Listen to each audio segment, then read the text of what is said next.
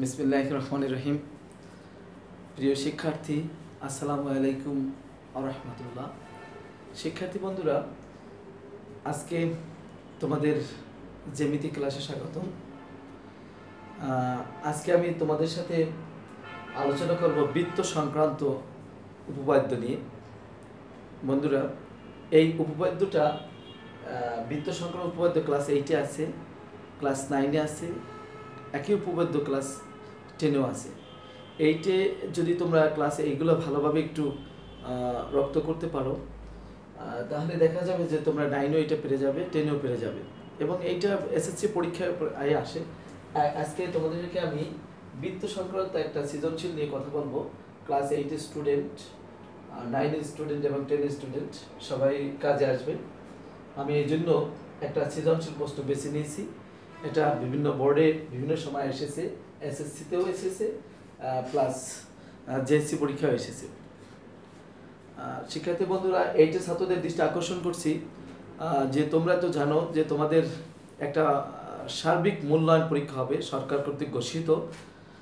এই মূল্যায়ন পরীক্ষা অত্যন্ত ফলপ্রসূ এই জন্য বলবো, কেননা তোমরা প্রমোশন পরীক্ষায় যদি এই পরীক্ষায় পাস না করতে পারো, তাহলে তোমরা অবশ্যই 9 উঠতে পারবে না, এবং যদি ভালো না করতে পারো তোমাদের কাঙ্ক্ষিত যে গ্রুপ সেটা তোমরা পাবে না।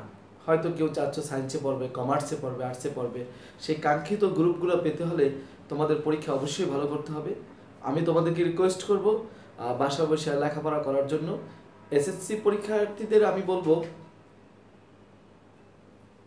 তোমরা অবশ্যই তোমাদের এই জ্যামিতিগুলো পড়বে এবং লেখাপড়া করবে, কেননা এই জ্যামিতিগুলো তোমাদের এসএসসি পরীক্ষা আসে, এবং এইটা যেহেতু বোর্ড ভিত্তিক, বইয়ের সাথে রিলেশনশিপ রয়েছে, তো এই কোশ্চেনগুলো তোমাদের অবশ্যই ভালোভাবে সলভ করতে হবে।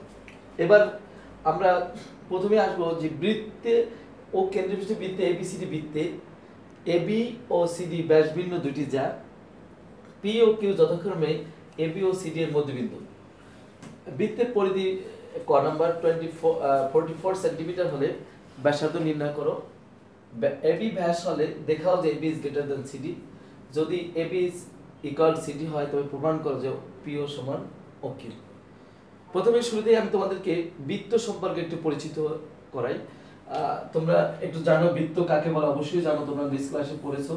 তারপরে আমি একটু দেখানোর চেষ্টা করি যে কোনো সমতল অবস্থিত কোনো বিন্দুকে কেন্দ্র করে, একটা বিন্দু আছে একটা সমতলে, বিন্দুকে কেন্দ্র করে অপর একটি বিন্দু নির্দিষ্ট দূরত্ব বজায় রেখে যদি চলে, তখন যে বক্ররেখা তৈরি হয়, এই যে বক্ররেখা তৈরি হলো নির্দিষ্ট দূরত্বে, যে বক্ররেখা তৈরি হলো, এই বক্ররেখাটাই মূলত বৃত্ত।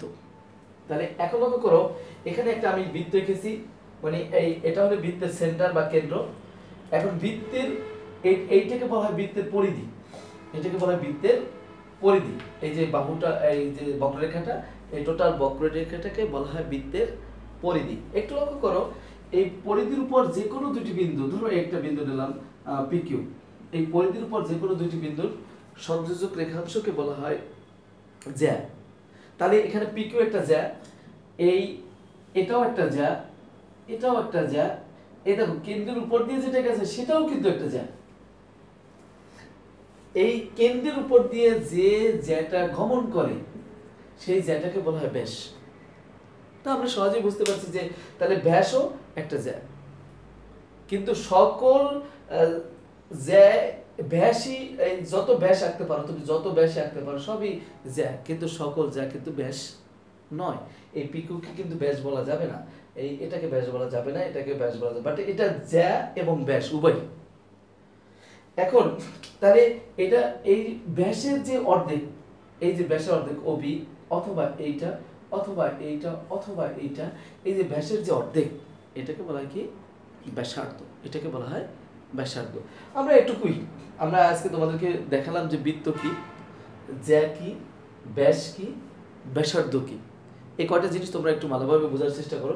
আমরা আবার বলছি, বৃত্ত কি, একটা বিন্দুকে কেন্দ্র করে নির্দিষ্ট দূরত্বে অপর একটি বিন্দু যদি ঘুরে আসে, তখন যে বক্ররেখা তৈরি হয় এই বক্ররেখাটাকে বলা হয় বৃত্ত। আবার লক্ষ্য করো, তো বৃত্তের পরিধি, পরিধি আমরা বলেছি এই যে বক্ররেখাটাই, টোটাল বক্ররেখাটাকে বলা হয় বৃত্তের পরিধি। এই পরিধির উপর যে কোনো দুইটি বিন্দুর সংযোজক রেখাংশকে বলা হয় জ্যা। এবং এই জ্যাটা, এই অনেকগুলো জ্যাকলে দেখা যাবে একটা জ্যাকে হয়তো কেন্দ্র দিয়ে যাবে, অনেকগুলো জ্যাক কেন্দ্র দিয়ে যেতে পারে, কারণ এইটা কেন্দ্র দিয়ে গেছে, এইভাবে আঁকলে সেটাও তো কেন্দ্র দিয়ে যাবে, এটা সেটাও কেন্দ্র দিয়ে যাবে। এই কেন্দ্রগামী জ্যাকে বলা হয় ব্যাস, আর ব্যাসের অর্ধেককে বলা হয় ব্যাসার্ধ। Thank you very much. এবার আমরা আমাদের মূল অবজেকশনে, আমাদের মূল টপিকসে চলে আসি। একটু লক্ষ্য করো শিক্ষার্থী বন্ধুরা, একটু লক্ষ্য করো, তোমাদের আমি একটা জিনিস সবসময় খেয়াল করি, বাচ্চারা জ্যামিতির ভিতরে একটা হয়তো ভয় পায়, কিন্তু জ্যামিতিটা কিন্তু সাধারণত বীজগণিতের চেয়ে সহজ। এই জন্য সহজ যে তুমি যদি প্রশ্নের সাথে তাল মিলিয়ে অর্ধেকও লিখতে পারো তাহলে কিছু একটা নাম্বার কিন্তু তুমি পাচ্ছ। অর্থাৎ 2 নাম্বার পেতে তোমাকে প্রথম ক নাম্বারে হলে কত সৃজনশীল নয়, খ এবং গ, এই চারের ভিতর দুই করে নাম্বার পেতে তোমাকে একটু নর্মাল সেন্সটা যদি তোমাদের মাথায় কাজ করে তাহলে তুমি কিন্তু পেতে পারো। লক্ষ্য করো, এইটা 2 তুমি পেলে, এটা তো সহজ থাকে, একটা সহজ প্রশ্ন, আর এটাতে 2, এটাতে 2, তাহলে 6 কিন্তু তুমি নর্মালি জ্যামিতিটা মুখস্থ না করেও পেতে পারো। আর অনেকে ভয়তেই জ্যামিতিটা ধরেই না। তো যাই হোক, এবার আমরা ক নাম্বার প্রশ্নের উত্তরে সমাধানে আসি। দেখি কি লিখছি। একটি বৃত্তের পরিধি 44 সেন্টিমিটার হলে ব্যাসার্ধ নির্ণয় করো। মনে করি এখানে দেখো, মনে করি বৃত্তটির ব্যাসার্ধ আর, এটা সেন্টিমিটার আছে, আমরা সেন্টিমিটার এককই ধরবো। পরিধির একটা সূত্র আছে, সুতরাং বৃত্তটির পরিধি কত হবে বলো তো? আমরা সূত্র আকারে পরিধি সূত্র আমরা জানি 2 পাই আর সেন্টিমিটার। বৃত্তের পরিধি 2 পাই আর সেন্টিমিটার, বা একক লিখতে পারো, এককটাই সেন্টিমিটার। আমরা যেহেতু সেন্টিমিটার দিয়েছি ডাইরেক্টলি সেন্টিমিটার লিখে দিয়েছি। তো শর্ত মতে লেখা যায় যে 2 পাই আর ইকুয়াল টু হলো 44। দেখো এটাও পরিধি, এটাও পরিধি, তো দুই পরিধি সমান। তাহলে দেখা যায় আমাদের চাইছে কি পরিধি ব্যাসার্ধ, সুতরাং আর और r ইকুয়াল টু লেখা যায় 44 ডিভাইডেড বাই 2 পাই। আমরা যদি মানটা বসিয়ে দিই 44 ইনটু পাই এর মান 3.1416, তারপর আছে আমরা 1416 পর্যন্ত নেব, और পাই r ইকুয়াল টু, সুতরাং r ইকুয়াল টু কি দাঁড়ায়, একটু ক্যালকুলেশন করি আমরা, ক্যালকুলেটর দিয়ে দেখো কি দাঁড়ায়। ক্যালকুলেশন করলে দাঁড়ায় 7.003 সেন্টিমিটার প্রায়, এটা আসে 7.003 সেন্টিমিটার প্রায়, এটা আসছে প্রায় আর এর মান। অর্থাৎ বৃত্তটির পরিধি, বৃত্তটির ব্যাসার্ধ 7.003 সেন্টিমিটার প্রায়। এই ক নম্বর প্রশ্ন কিন্তু অনেক সময় আসে যে চিত্রটা অঙ্কন করো, আমি একটু আলাদা করে দিয়ে দিলাম, বোর্ডে এরকম আসে মাঝে মাঝে, অনেক সময় আসে চিত্রটা অঙ্কন। চিত্রটা যদি দেখে একটা কমপ্লিটলি অঙ্কন করা যায় তাহলে অবশ্যই তুমি এখানে 2 নাম্বার পেতে পারো। আর এভাবে হলে তো প্রশ্নই আসে না, অবশ্যই পাবে 2 নাম্বার। তবে চিত্র আঁকার ক্ষেত্রে তোমাকে অবশ্যই কাটা কম্পাস বক্স ব্যবহার করতে হবে। আমার হাতে যেহেতু বোর্ডে আঁকার মতো কোনো বক্স নেই, তাই আমি হাত দিয়ে এঁকে দেখাবো, কিন্তু তোমরা মনের ভুলেও কিন্তু হাত দিয়ে সেটা আঁকবে না, তাহলে কিন্তু তোমরা পরীক্ষায় নাম্বার পাবে না। প্লিজ একটু, আমরা নিশ্চয়ই তোমরা ক নাম্বার বুঝতে পেরেছো। এবার আমরা খ নাম্বারে চলে যাব। খ নাম্বার লক্ষ্য করো,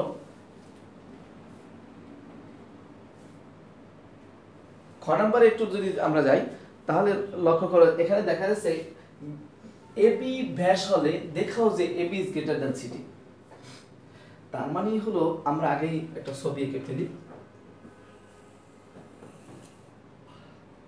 আমরা একটা ছবি এঁকে ফেলেছি। এই লক্ষ্য করো, এই ছবিটা যখন আমরা এক টানে এঁকে দিয়েছি, এখন এই বৃত্তটা যখন আমরা আঁকলাম, এই বৃত্তটা বলছে যে এবি ব্যাস, তাহলে এবি ব্যাস হলে অবশ্যই কেন্দ্র দিয়ে যাবে এবি ব্যাস। আমরা কেন্দ্রটাকে ও দিলাম, ও কেন্দ্রবিশিষ্ট বৃত্তে এবি ব্যাস।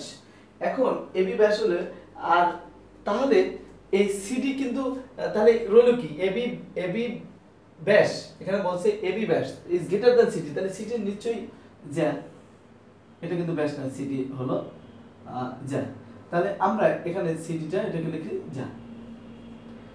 এবার এটারে আমরা কি ও কেন্দ্র বিশিষ্ট এবিসি বৃত্তে ও বিশেষ নির্বাচনটা আমরা লিখি এখানে, বিশেষ নির্বাচন, বিশেষ নির্বাচন একটু খেয়াল করে আমরা কি লিখবো, ও কেন্দ্র বিশিষ্ট এবিসি বৃত্তে, ও কেন্দ্র বিশিষ্ট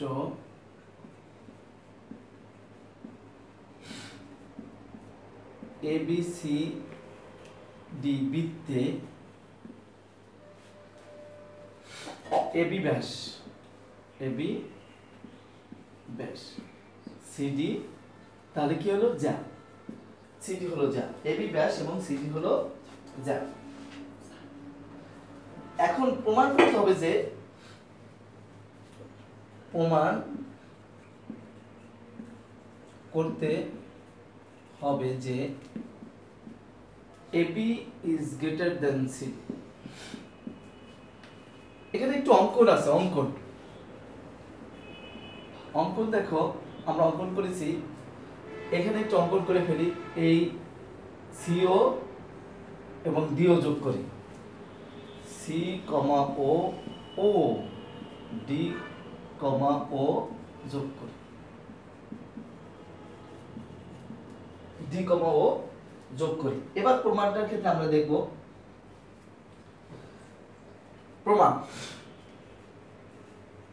প্রমাণটা আমরা ছকে বইয়ের মতো করে করতে পারি, আর ডাইরেক্টলি ছকে ও নায়কেও করা যায়। আমি ছক নায়কেই তোমাদেরকে দেখাবো। ও কেন্দ্র বিশিষ্ট বৃত্তে, ও কেন্দ্র বিশিষ্ট, একটু লক্ষ্য, কেন্দ্র বিশিষ্ট বৃত্তে ও এ সমান ওসি সমান সমান ওডি সমান সমান ওবি। কেন? এই ও থেকে এটা এ, ও থেকে সি, ও থেকে ডি, ও থেকে বি সমান, কারণ কি একই বৃত্তের ব্যাসার্ধ বলে, ব্যাসার্ধ। এটা কেন সমান? একই বৃত্তের ব্যাসার্ধ বলে, যে একই বৃত্তের ব্যাসার্ধ, দেখো সবটাই ব্যাসার্ধ, সবটাই কেন্দ্র দিয়ে যাবে, ব্যাসের অর্ধেক ব্যাসার্ধ। তো এখন কেন্দ্র থেকে পরিধি পর্যন্ত, কেন্দ্র থেকে পরিধি পর্যন্ত যত দূরত্ব আছে সবই হলো ব্যাসার্ধ। তাহলে এটা তো কেন্দ্র থেকে পরিধির উপর, মানে বৃত্তের পরিধির উপর, এটাও কেন্দ্র থেকে পরিধির উপর, এটাও কেন্দ্র থেকে পরিধির উপর, এটাও কেন্দ্র থেকে পরিধির উপর, ব্যাসার্ধ যেহেতু সমান, সো এগুলো সবাই সমান। এখন দেখো, এখন আমরা নিয়ে যাই ত্রিভুজ OCDA, কি লেখা যায়? OCD ত্রিভুজে লেখা যাচ্ছে যে OC plus OD is greater than CD। এটা সাইড নোট দিতে হবে, যে কোনো জ্যামিতিতে যে কোনো তুমি কিছু লেখো না কেন, কারণটা লিখতে হবে, কি কারণে তুমি লেখছো কোন। এই সাইড নোটটা হবে যে ত্রিভুজের যে কোনো দুই বাহুর সমষ্টি তৃতীয় বাহু অপেক্ষা বৃহত্তর। ত্রিভুজের লিখতে হবে, ত্রিভুজের যে কোনো দুই বাহুর সমষ্টি তৃতীয় বাহু অপেক্ষা বৃহত্তর। ত্রিভুজের যে কোনো দুই বাহুর সমষ্টি তৃতীয় বাহু অপেক্ষা বৃহত্তর। একটু লক্ষ্য করো, ও এই ওসির পরিবর্তে কি লেখা যায়? ওসি এবং ওএ একই, তারপরে ওএ লিখলাম। লক্ষ্য করো, ওডি এবং ওবি একই, আমরা রিপ্লেস করে দিলাম। তা এবার লক্ষ্য করো, ওএ প্লাস ওবি সমান AB, AB is greater than CD. প্রমাণ। তো একটা লক্ষ্য করো, কত ছোট একটা সহজ জ্যামিতি প্রমাণিত। আমরা এটুকু যদি না পারি তাহলে কেমনে চলবে? যে এইটুকু জিনিসটা পারতে হলে, ও কেন্দ্র বিশিষ্ট বৃত্তে ওএ সমান ওসি সমান ওডি আর ওবি। দেখো টিচাররা অনেক সময় এই কেন জ্যামিতি পারে, তোমরা কেন পারো না? টিচাররা একটা ডিসিশন দিতে পারে, তথ্যটা জানে, তোমরা হয়তো জানো না, এই জন্য তোমাদের একটু প্রথমত পড়তে হবে, তবে তোমরা অবশ্যই তোমরা পারবে। আশা করি তোমাদের জন্য এটা কষ্ট হওয়ার কথা না। আবার লক্ষ্য করে আমরা দেখি ও সি ডি ত্রিভুজের যে কোনো দুই বাহুর সমষ্টি তৃতীয় বাহু অপেক্ষা বৃহত্তর আমরা জানি। লক্ষ্য করো ওসি প্লাস ওডি is greater than CD, OC plus ওডি ইজ গ্রেটার দ্যান সিডি। তাহলে ওসি প্লাস ওডি, আর ওসির পরিবর্তে ওএ লেখা যায়, ওডির পরিবর্তে ওবি, ওএ প্লাস ওবি সমান এবি লেখা যায়। তাহলে এবার আমরা এই জ্যামিতিটা মুছে ফেলবো। তোমরা একটু লক্ষ্য করে তৃতীয় যে জ্যামিতিটা আছে আমরা সেটা দেখবো, আমাদের অত্যন্ত গুরুত্বপূর্ণ একটা জ্যামিতি। তো এই জ্যামিতিটা একটু লক্ষ্য করার ক্ষেত্রে আমরা একটু মুছে ফেলি। এটা হলো তোমাদেরকে দেখালাম, এটা হলো কি নাম্বার? খ নাম্বার। এটা হলো খ নাম্বার, প্রথমে ক নাম্বার দেখিয়েছি, এটা হলো খ নাম্বার জ্যামিতি। তো এবার গ নাম্বারের জন্য আমরা এটা আবার মুছে দেই।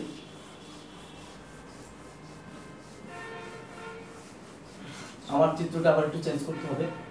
আমি তোমাদেরকে আগেই বলেছি চিত্রটা তোমরা নিজেরা অবশ্যই তোমরা ছবিটা নিজেরা জ্যামিতি বক্স এবং কাটা কম্পাসের মাধ্যমে আঁকবে, কখনোই আমার মতো করে হাত দিয়ে আঁকবে না। আর আমি যেহেতু আমার বাসায় জ্যামিতি বক্স নেই তাই আমি হাত দিয়ে আঁকতেছি। একটু লক্ষ্য করো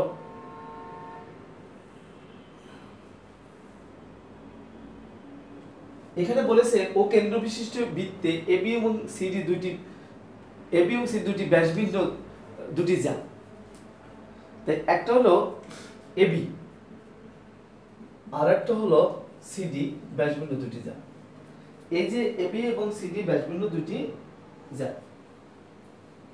তো এখন আমরা যেটা করতে পারি, এই ও থেকে এবি এর উপর এবং এবং সিডি এর উপর যথাক্রমে পি এবং কিউ লম্ব টানি বা যোগ করি, লম্ব টানা বা যোগ করি একই কথা, পি কিউ লম্ব টানি বা যোগ করি।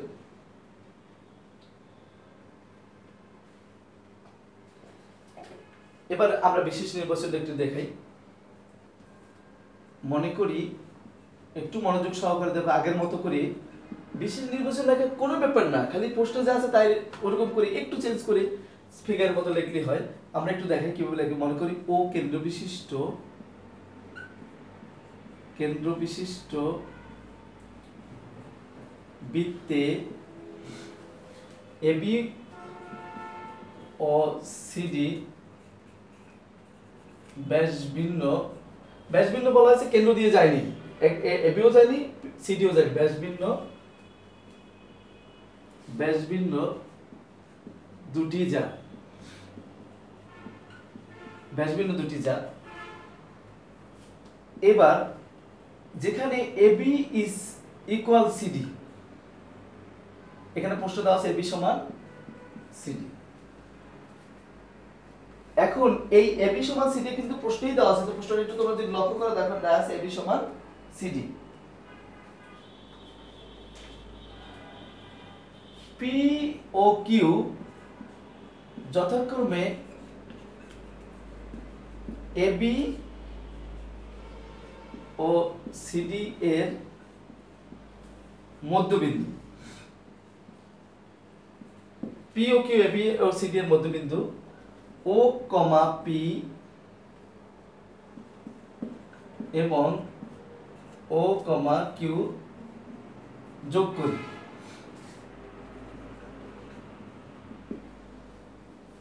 প্রমাণ করতে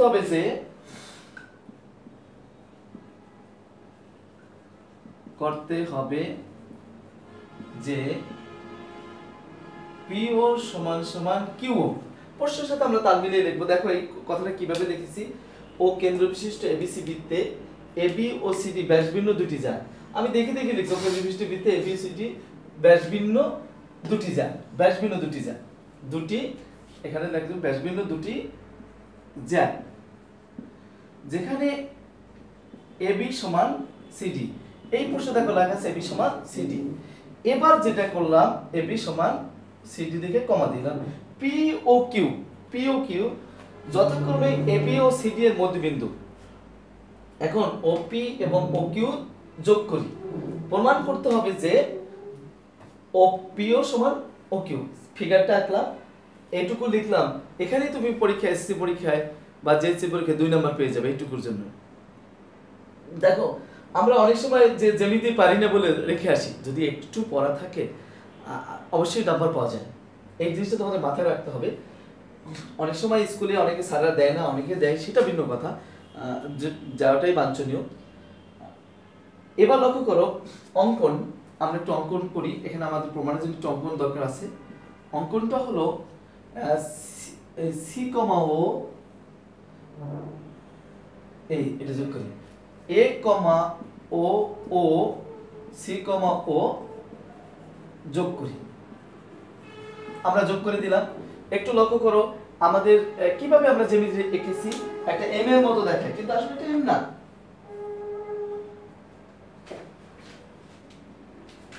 এটা কিন্তু এম না। লক্ষ্য করো এবার আমাদের কিন্তু এটা বুঝতে হবে, যেহেতু বোর্ডের জায়গা কম, তোমরা ভালোভাবে দেখে নাও। প্রমাণটা আমরা আরেকটু লিখতে পারবো।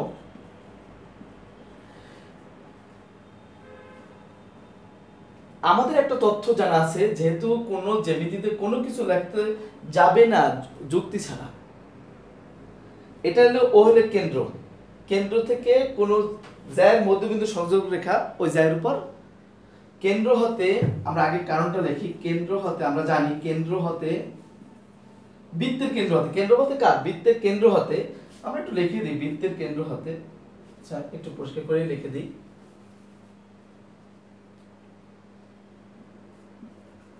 কোন বৃত্তের কেন্দ্র হতে, বৃত্তের কেন্দ্র হতে, বৃত্তের কেন্দ্র হতে কোন জায়ের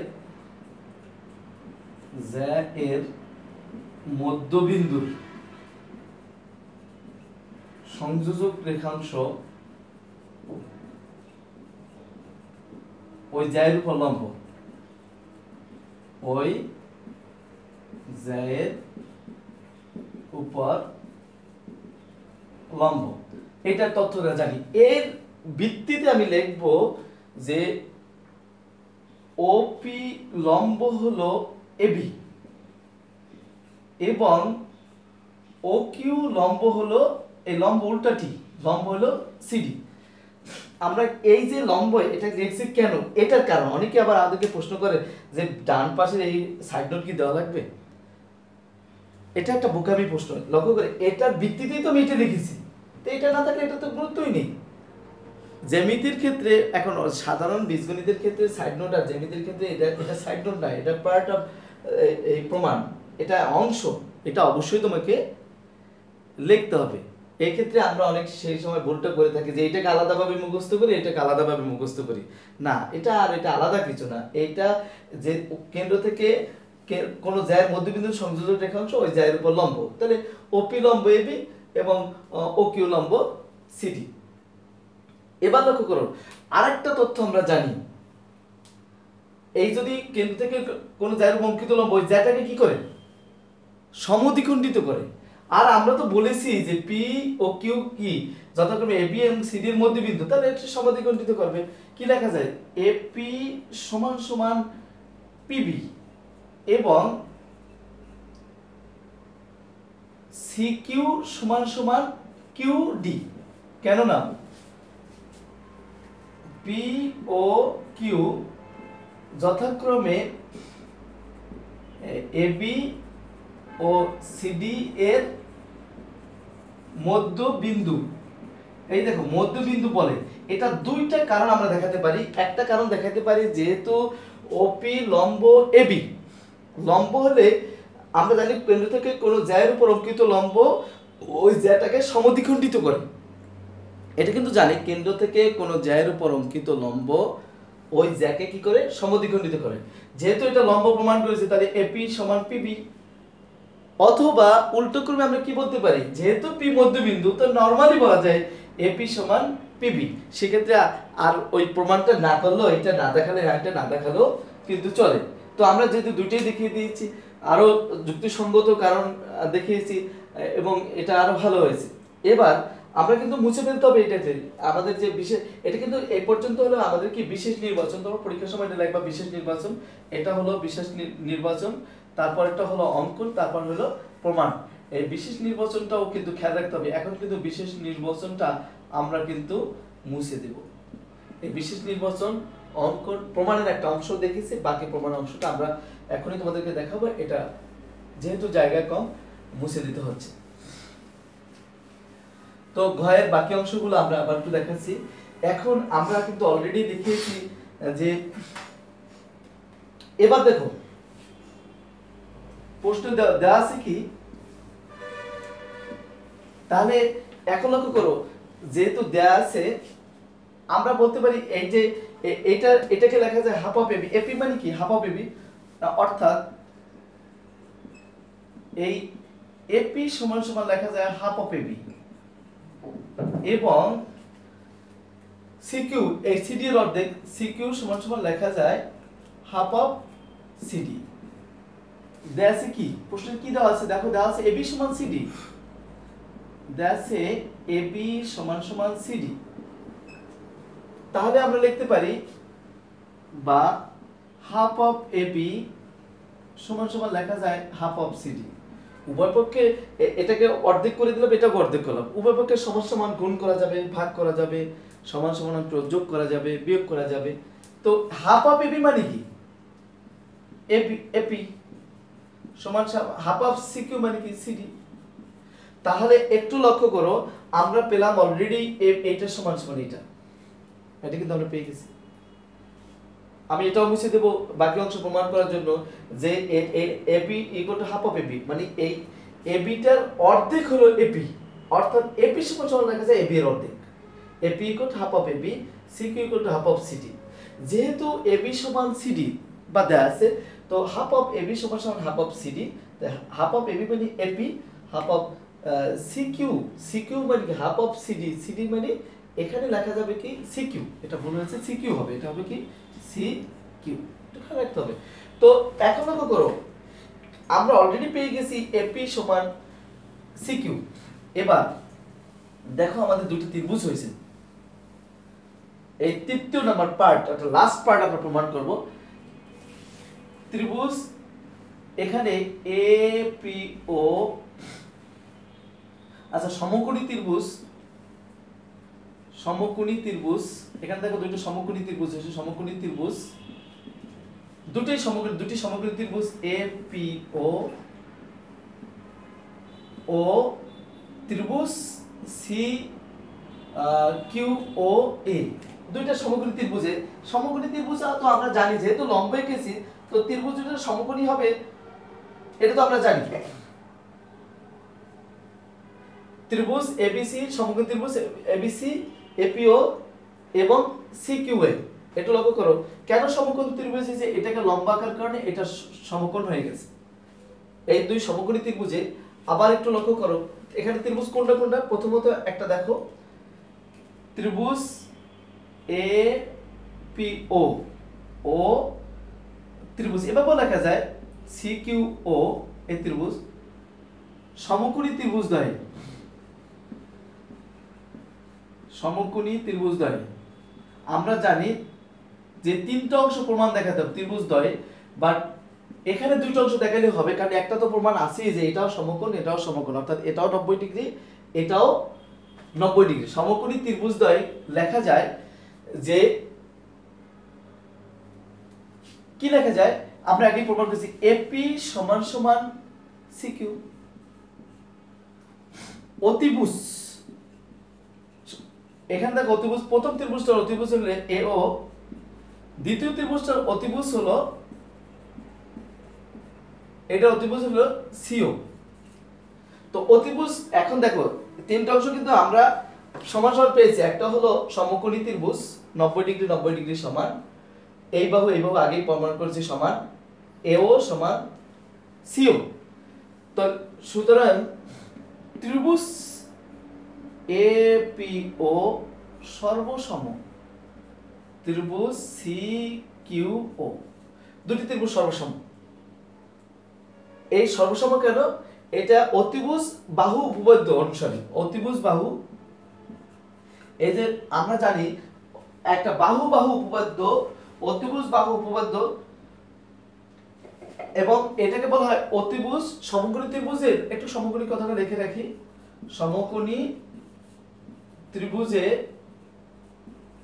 অতিভুজ বাহু উপপাদ্য অনুযায়ী। এটা কেন সর্বসম লিখছে? অতিভুজ বাহু মানে অতিভুজ সমান আর একটা বাহু সমান, আর সমকোণ তো আছেই। তো এইটা যদি সমান হয় তাহলে লেখা যায় যে এই বাহু সমান, অর্থাৎ OP সমান সমান OQ, বা এটাকে লেখা যায় প্রশ্ন যেরকম লেখছে যে PO সমান সমান QO, প্রমাণিত। আমরা প্রথম থেকে আবার একটু আসি, আমরা জ্যামিতিতে কিভাবে প্রমাণ দেখালাম। যে প্রথমত দেখেছি যে কিউ, পি এবং কিউ এবি এবং সিডি এর মধ্যবিন্দু, যদি মধ্যবিন্দু হয় আমরা ওপি এবং ওকিউ যদি যোগ করে দেই, এটাকে কি করছে? সমদ্বিখণ্ডিত করছে। অর্থাৎ দেখাইছে প্রথমে এপি সমান সমান পিবি, সিকিউ সমান সমান কিউডি। আবার যেহেতু এবি বাহু এবং সিডি বাহু সমান, তাহলে এটা দেখো AP equal to half of AB, CQ equal to half of CD. আবার যেহেতু এই বাহুটা সমান, এই এবি সমান আমরা দেখিয়েছি সিডি, হাফ অফ এবি সমান সমান হাফ অফ সিডি। আমরা এই বাহু আর এই বাহু সমান দেখাচ্ছি, এপি সমান সমান সিকিউ। এইটুকু আমরা প্রথমে দেখিয়েছিলাম, তোমাদেরকে স্মরণ করে দিচ্ছি আমরা আবার কিভাবে প্রমাণ করলাম। এবার দেখো এই এপি ও একটা ত্রিভুজ, সিকিউ ও আরেকটা ত্রিভুজ, দুই ত্রিভুজের মধ্যে দেখা যায় যে সমকোণী ত্রিভুজের মধ্যে এই বাহু সমান, এই বাহু সমান। কেন সমান বলতো? এই এও সমান সমান সিও, এটা অতিভুজ হিসেবে লিখতে পারো, অথবা একই বৃত্তের ব্যাসার্ধ বলে সমান। এটা হলো কি? ব্যাসার্ধ, বৃত্তের ব্যাসার্ধ বলে সমান। তো এখন দেখো এইটা তো সমান আগেই আছে, সমকোণী ত্রিভুজ আর দুইটা বাহু সমান, অর্থাৎ ত্রিভুজটা সর্বসম।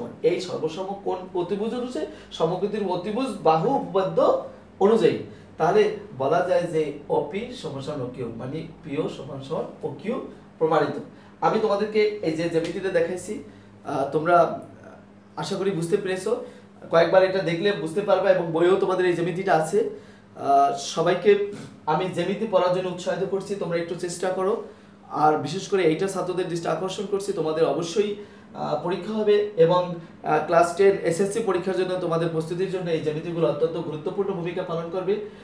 তোমরা এর ধারাবাহিকতা আমরা আগামী দিনেও তোমাদেরকে এই অধ্যায়ে আরো জ্যামিতি দেখাবো। দেখো একটা জিনিস আছে যে আমাদের একটা সার্টেন জায়গা আছে, যে আগে আমরা বলতাম কি যে ক্লাসে যে লাভ কি, এই ক্লাস কোচিং করে লাভ কি, স্কুলে লেখাপড়া হয় না। এখন যেহেতু তোমরা বাসায় আছো, নিশ্চয়ই তোমরা ভালো লেখাপড়া করতে পারছো, সময় পাচ্ছ, এবার তোমরা কি দোষ দেবে? প্রাতিষ্ঠানিক লেখাপড়া যদি তোমাদের জন্য আগে একেবারে মানে বোরিং হয়েছিল, এখন তো নিশ্চয়ই তোমরা সেখান থেকে অনেকটাই মুক্ত। তো আমি আশা করব যে তোমরা তোমাদেরকে আমরা আরো উজ্জীবিত এবং ভালো ছাত্র হিসাবে আবার স্কুলে ফিরে আসবে এই আশাবাদ ব্যক্ত করছি। এই জন্য ব্যক্ত করছি যে তোমরা বাসায় পড়ার যথেষ্ট পরিমাণ সময় পেয়েছো। ইচ্ছা করলে তুমি বাসায় এখন ঘুমিয়ে থাকতে পারো, ইচ্ছা করলে তুমি পড়তেও পারো।